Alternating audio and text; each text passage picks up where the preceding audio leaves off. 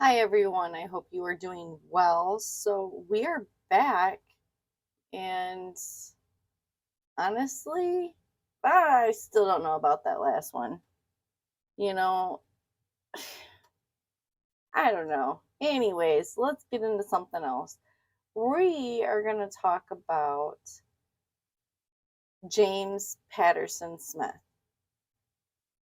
I haven't heard of him before, but he's pretty sick and depraved. So you guys are my kind of people. So if I found it interesting, I'm sure you guys will find it interesting too. So, anyways, um, let's jump into James Patterson Smith.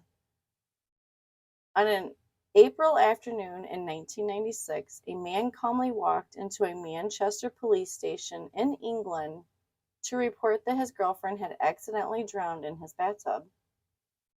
The man was 48-year-old James Patterson Smith, and his girlfriend was just a 17-year-old child. The truth was that Smith was a sadistic, controlling psychopath, and not only had the girl drowned, but she had been subjected to 3 weeks of some of the most brutal torture England had ever seen. The horrific crime scene brought seasoned police officers to tears. Kelly Ann Bates was mature for her age.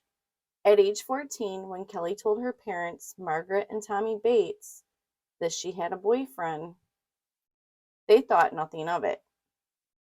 As any parent would, they assumed it was a teenage crush with a young boy from school. Wanting to raise their children with a sense of independence, they gave Kelly a long leash and let her see her boyfriend as she pleased. It wasn't long before Kelly started staying out overnight and her worried parents called police. When Kelly finally came home, she told them she was staying at a friend Rachel's house. But her parents had a sinking feeling that her story wasn't true. They weren't the only one concerned about Kelly's whereabouts. Even though they had never met him, Kelly's boyfriend, Dave, would occasionally call to ask where she was. What her parents didn't realize at the time was that Dave was already tightening his control around Kelly. Kelly managed to keep her parents from meeting Dave for a full 2 years until she was 16 years old. That's when she informed them she was dropping out of school and moving in with him. Her parents were livid and called social services and the police for help. Because Kelly was now 16, according to UK laws, the authorities couldn't do anything. I mean, there has to be something against that, right? Come on, she's 16, she's not 18. Definitely not 21. Um, Jesus. Kelly's parents demanded to meet her boyfriend, Dave. When Margaret and Tommy finally met him, they were shocked to find that Dave was not a boy, but a full grown man. Kelly and Dave told her parents that he was 32 years old, but even that wasn't true. They later found out he was actually 48, older than Kelly's father at the time. Dave's age wasn't the only thing they were hiding from her parents. Dave was not Dave at all. His name was actually James Patterson Smith. Though mature for her age, Kelly was still young and naive. She was flattered to have an older man so interested in her, but what she didn't realize was that their relationship was more about power and control than love.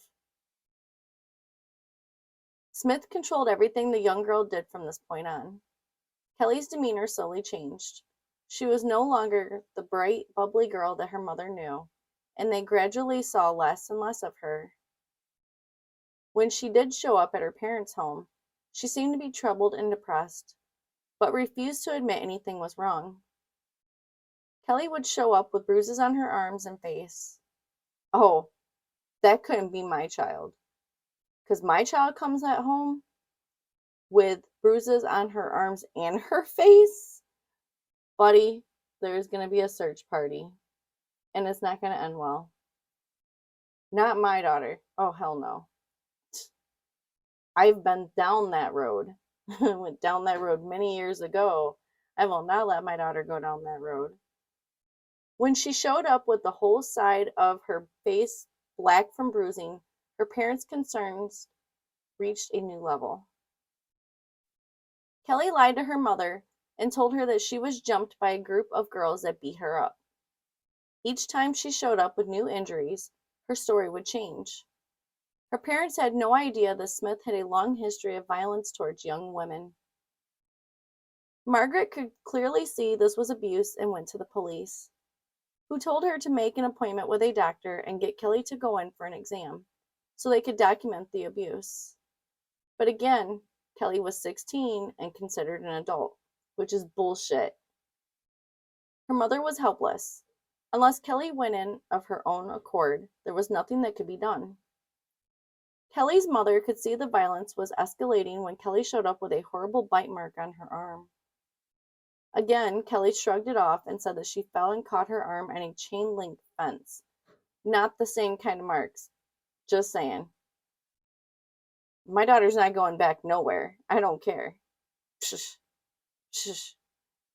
In November 1995, Margaret pleaded with her to leave Smith, but this seemed to anger Kelly. She told her mother she would be seeing much less of her.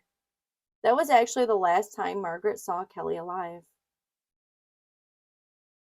Over the following months, Kelly phoned her mother and told her that she had gotten a job at a factory and was working long hours and weekends. That was why she hadn't come around. Eventually, the phone calls stopped.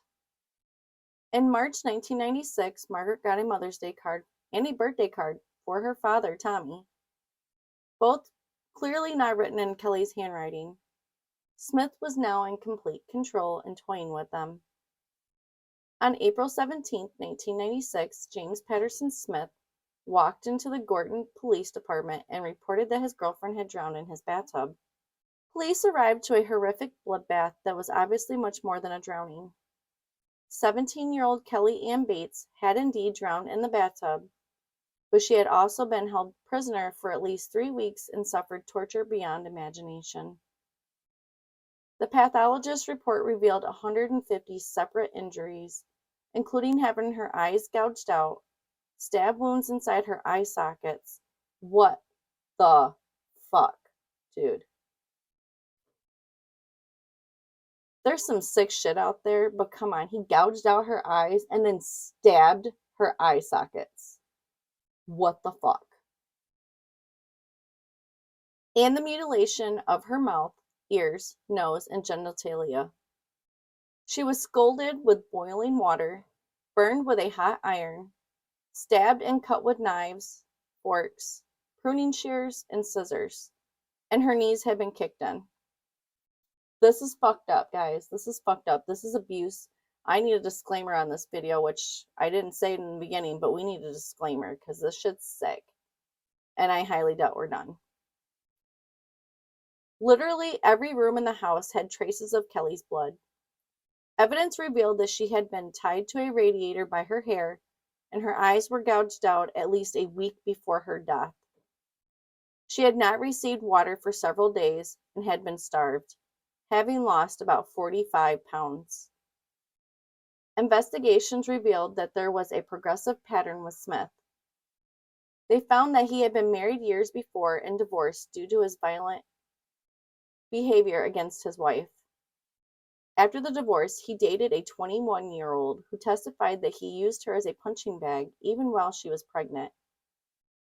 Their relationship ended when he tried to drown her. After that, he had a relationship with a 15-year-old girl who testified that he held her head underwater. At the trial, Smith denied the charges and believed he was justified in his torture. Smith claimed that Kelly taunted him about the death of his mother and that she only had herself to blame. He also claimed she had a habit of hurting herself to make it look worse on me. When asked why he gouged her eyes out, he said, "She dared me to do it." The jury didn't even need a full hour to come back with a guilty verdict. The evidence and photos seen at the trial were so horrific that, after the trial, the jury was offered a psychological counseling. Every jury member accepted. James Patterson Smith was sentenced to life imprisonment with a minimum term of 20 years. Kelly was buried the day before her 18th birthday. That is so sad. So sad. She didn't even get to live her life. She didn't even get to live her life, guys. It's sick. Well, anyways, so today, I'm not going to edit this video right after I record this because me and Randy, my best friend, we are going to go do a tour of the Tinker Swiss Cottage. I already did a video about the Tinker Swiss Cottage. So I got to try to figure out, I'm going to see what they tell me and see if I can't make a video out of, because they won't let me record inside. They'll only let us take pictures. So it's kind of boo, but it's still going to be something. So yeah, I'm going to figure out what we're going to do with this and then hopefully share that with you guys as well. I'm excited. I've never been inside the Tinker Swiss Cottage and I've lived here my whole life. It's just so stupid. I've been by there. I actually, went and took photos of the outside because I knew they were closed for a while and everything, but they're just now opening up for like tours and you have to call and make an appointment and so on and so forth. So anyways, this is going to be the first of many. I am so excited. I'm so excited to bring my best friend with me. This is going to be so much fun. And I can't wait to share it with you guys. So anyways, on that note, if you guys like this video, please give me a thumbs up. If you'd like to see more videos like this, please subscribe. And as always, I appreciate you guys so much for liking, sharing, and commenting. And I hope you guys have a wonderful day. Thanks. Bye.